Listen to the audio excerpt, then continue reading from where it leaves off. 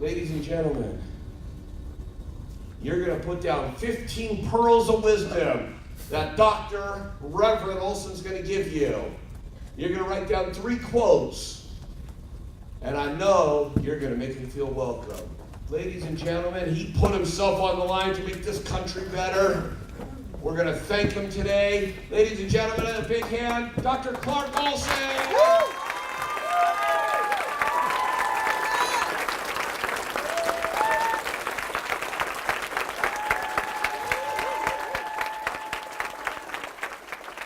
Clark Olsen was one of these folks who came to Selma for the Second March. And he was a Unitarian minister, and he met other Unitarians that he knew, one of them being Reverend James Reeb. He was right there when Jim Reeb died. He was, holding, he was holding his friend in his arms and stuff. It's really, really hard to try and picture that whole situation. The very moment it happened, that is when the 3 guys came across the street at us and swung a club at us,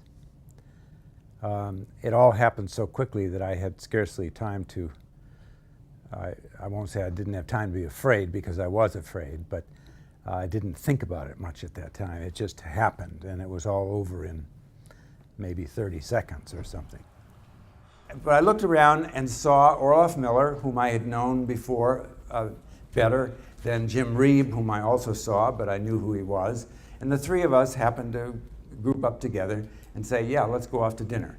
They had eaten dinner and were just passing the Silver Moon Cafe, and they were attacked by local racist ruffians there in town. And Reeb was hit with a bat or a club in the side of the head and had his skull fractured. And then we saw these 3 men coming at us from across the street, and one of them carrying a club of some kind. Orloff and Jim and I whispered to each other, basically at first, oh my God, and then second, what do we do? They said, just keep walking. Don't pay any attention to them.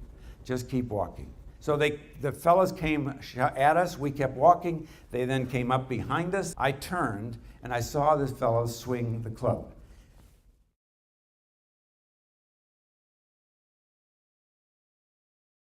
As you can see, I can still have some emotions about it. It took a long time for the ambulance to get there, and the ambulance got a flat tire halfway. And when they finally did get to the Birmingham hospital, they wouldn't admit him, so they had to go to a different hospital. The next morning, there were yellow roses from President and Mrs. Johnson. And President Johnson had sent a presidential plane to bring Mrs. Reeb and his father to be with Jim, as in fact he was dying. And to make that story shorter, Jim died within 36 hours or so. There were 20,000 people who came to a memorial service for Jim Reeb in Boston Commons. I don't know what the numbers are exactly, but thousands of people in Chicago and San Francisco and Washington when Jim Reeb died, and there were memorial services. So it had enraged the whole country. The following Monday, Johnson decided he would address Congress to urge Congress to pass the voting rights bill.